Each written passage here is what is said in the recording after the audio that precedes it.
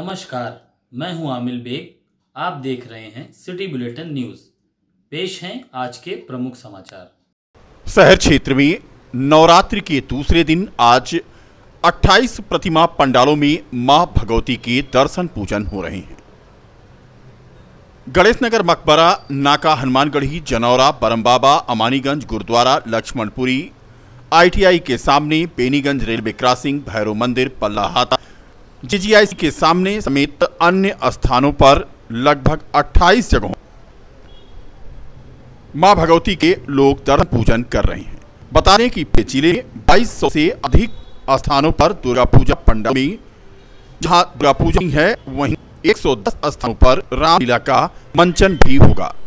केंद्रीय दुर्गा पूजा रामलीला समन्वय समिति के अध्यक्ष मनोज जायसवाल ने बताया कि जनपद के 2568 स्थानों पर पंडालों में इस बार मां दुर्गा विराजमान होंगी, जबकि 110 स्थानों पर रामलीला का मंचन होगा। सप्तमी, अष्टमी और नवमी को रात 8 बजे पूरे शहर में एक साथ रामलीला और मां दुर्गा की सामूहिक आरती होगी और 12 अक्टूबर को परंपरागत रूप से GIC के मैदान से फतेहगंज, सुभाष नगर चौक होते हुए निर्मली कुंड तक मां दुर्गा की विशाल शोभा यात्रा जाएगी। सुरक्षा के भी इंतजाम इस बार रहेंगे। दुर्गा पूजा रामलीला समन्वय समिति से संवाद प्रशासन का लगातार हो रहा है। सुरक्षा व्यवस्था भी इस बार दुरुस्त की गई है।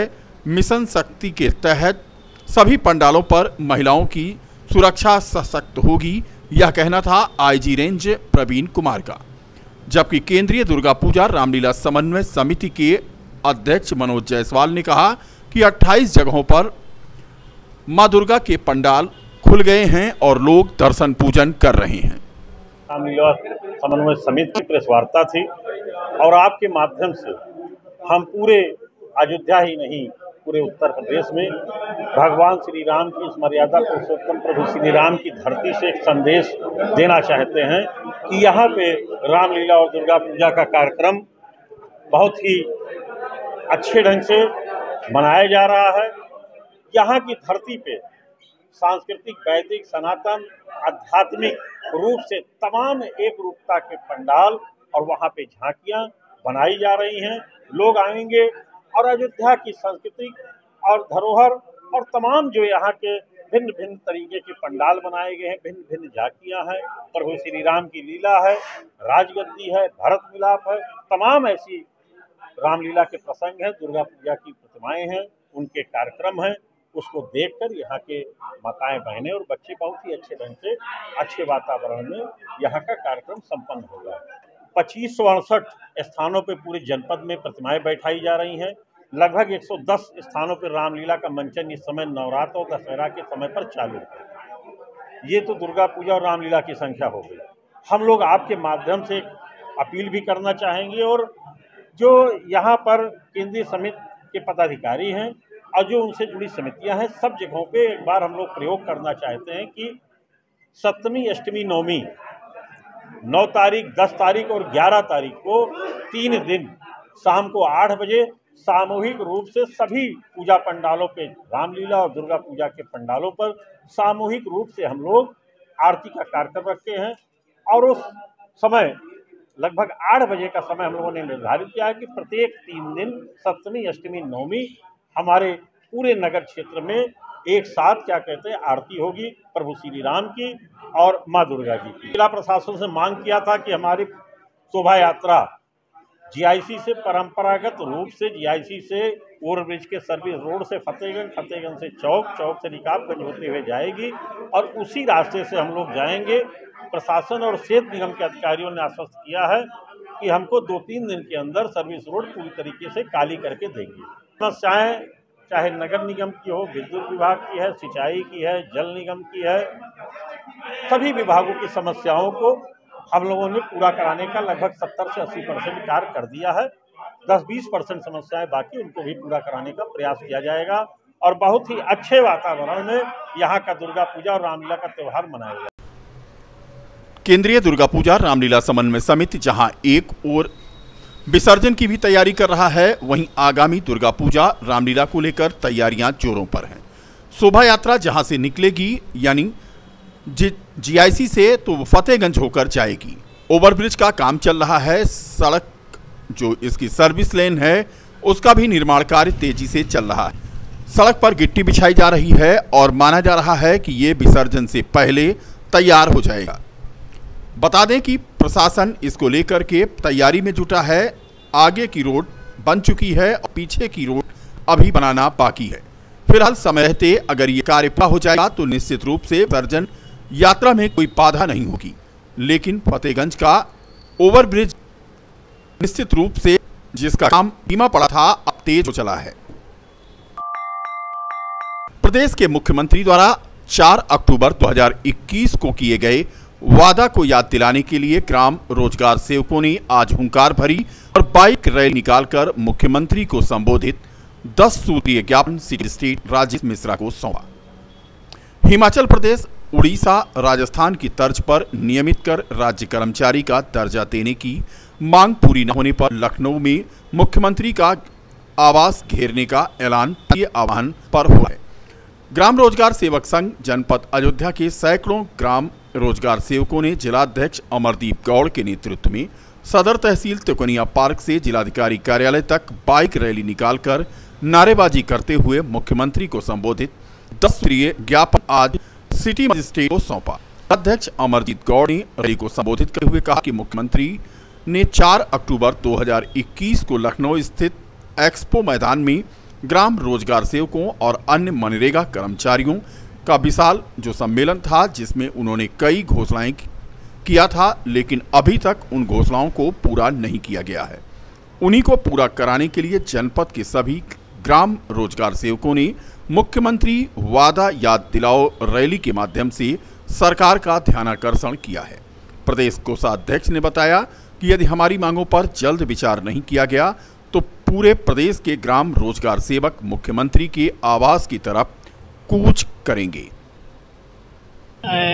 हम लोगों का आज बाइक रैली के माध्यम से माननीय मुख्यमंत्री जी को वादा याद दिलाओ रैली निकाली, जिसमें माननीय मुख्यमंत्री जी ने 4 अक्टूबर 2021 को हम लोगों के सम्मेलन में यह घोषणा किया था कि आप लोगों को HR पॉलिसी और EPF और नियमितीकरण, मानदेय बढ़ोतरी को लेके कई ऐसे वो थे जिसपे उन्होंने शासनादेश जारी होना था, लेकिन सिर्फ मानदेय को छोड़ के शेष HR पॉलिसी और जो है हम लोगों का जो EPF है वो अभी तक खाते में जमा नहीं हुआ है। जॉब चार्ट में अन्य कार्ड जोड़े जाने, इन सब विषयों का शासनादेश अभी जारी नहीं हुआ है। उसी से आक्रोशित पूरे प्रदेश के रोजगार सेवक सभी जनपद मुख्यालय से रैली के माध्यम से माननीय मुख्यमंत्री जी को ज्ञापन प्रेषित किए हैं। उसी के कार्यक्रम में हम लोग आज बाइक रैली हम पार्क से बाइक रैली के माध्यम से माननीय जिले की सोहावल तहसील क्षेत्र के मीरपुर कांटा मजरे गालीपुर निवासी दर्जनों ग्रामीणों ने पूर्व प्रधान सहित लगभग आधा दर्जन विपक्षियों पर नाली निर्माण रोकने और घरों का पानी अवरुद्ध करने की शिकायत लेकर आज उप जिलाधिकारी सोहावल मनोज कुमार सैनी से मुलाकात की। ग्रामीणों का आरोप है कि लगभग 20 साल पहले उक्त मार्ग पर खड़ंजा लगा था तथा पानी निकासी के लिए पाइपलाइन थी। अब क्षेत्र पंचायत कोटा से लग रही इंटरलॉकिंग से पाइपलाइन खत्म किया जा रहा है, जिससे लगभग 25 घरों का पानी निकलना मुश्किल हो जाएगा। पीड़ितों का कहना है कि मुख्य विपक्षी पूर्व प्रधान के पति द्वारा अपने कार्यकाल में उक्त रास्ते पर खड़ंजा लगाकर पानी निकालने के लिए बगल से पाइपलाइन दी गई थी।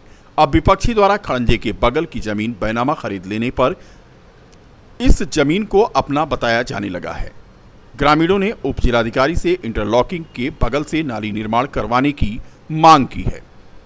इस संबंध में एसडीएम ने बताया कि उन्हें शिकायत मिली है, कार्रवाई कराई जा रही है। क्या मामला है? सर हम लोगों का पानी रुका है, बस यही चाहते हैं कि हमारा पानी निकल इन्हीं जाए। मतदाताओं का वोट लेकर के वो प्रधान बने थे और हम लोग पानी भर जाता है तो बाल्टी से फेंकते हैं। कम से कम 20 साल से ये समस्या है हमारी। 40 वोट इस बार। और प्रधान जी बताइए, गांव के होकर हम लोग के भाई बंधु हैं, हम लोग इज्जत करते हैं, हम लोग को पानी नहीं जाने दे रहे हैं। क्या किया हम लोग? आधे गांव का पानी उस तालाब में जा रहा है, आधे गांव। क्या नाम है आपका? जो ग्रामीण है। रामनगरी अयोध्या में इस समय शक्ति उपासना तेज हो गई है। भक्तों ने माता के दूसरे स्वरूप का आज पूजन अर्चन किया। गणेश नगर मकबरा स्थित मां शीतला के दरबार में आज हजारों भक्तों ने हाजिरी लगाई और मन्नतें मांगी। जिनकी मनोकामना पूर्ण हुई उन्होंने मां का आशीर्वाद लिया। तस्वीरें हम आपको दिखा रहे हैं। मां का दरबार सजा है मां शीतला धाम का, जो गणेश नगर मकबरा पर स्थित है। सुबह से यहां पर श्रद्धालुओं का तांता लगा है। प्रशासन ने यहां पर सुरक्षा के इंतजाम भी कर रखे हैं। सुबह शाम की आरती में भक्त बड़ी संख्या में यहां उमड़ रहे हैं। शीतला माता मंदिर के महंत जयप्रकाश दास ने बताया कि इस बार नवरात्रि पर मां पालकी में सवार होकर के आई हैं, लोगों का कष्ट हरेंगी। शीतला माता धाम पर श्रद्धालुओं की सुविधा के लिए पूरी व्यवस्था की गई है। भक्तों को कतारबद्ध तरीके से मां के दर्शन कराए जा रहे हैं। मां का आरती के समय बड़ी संख्या में श्रद्धालु इकट्ठा हो रहे हैं। उन्हें प्रसाद आदि का वितरण किया जा रहा है। बता दें कि मकबरा क्षेत्र रामनगर से लेकर के जनौरा नाका तक के बड़ी संख्या में श्रद्धालु जहां यहां सुबह शाम दोनों टाइम पहुंचते हैं, वहीं शहर के अन्य स्थानों से भी भक्त यहां पहुंच रहे हैं। अयोध्या में सरजू नदी क्रूज चलाने की कवायद फिर से शुरू हो गई है। जमा का निरीक्षण करने पहुंची भारतीय अंतर्देशीय जल मार्ग प्राधिकरण के अध्यक्ष विजय कुमार, उन्होंने यहां सरजू जल मार्ग को लेकर के कहा कि सरजू नदी में किस जगह से जल मार्ग का विकास करें, इसके लिए प्रयास किया जा रहा है। भारत सरकार का प्रयास है कि देश में जल मार्गों का विकास हो, कार्गो की आवाजाही बढ़े, पैसेंजर की आवाजाही बढ़े। इसी प्रक्रिया के अंदर अयोध्या पहुंच करके उन्होंने जलमार्ग की व्यवस्थाओं का निरीक्षण किया है। इस प्रयास में यूपी सरकार और अयोध्या जिला प्रशासन का सहयोग मिल रहा है। सरजू जलमार्ग का सर्वे किया जाएगा और सरजू नदी में ड्रेजिंग करके पानी की मात्रा बढ़ाई जाएगी, जिससे जलवाहन अधिक से अधिक इसमें चल सकें।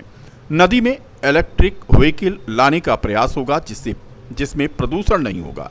इसके लिए संस्था IAWI और उत्तर प्रदेश के पर्यटन विभाग के बीच एक MOU हुआ है। क्रूज का संचालन पर्यटन विभाग कराएगा। इसके लिए टेंडर प्रक्रिया जारी कर दी गई है। अक्टूबर के अंत तक इसकी प्रक्रिया शुरू हो जाएगी।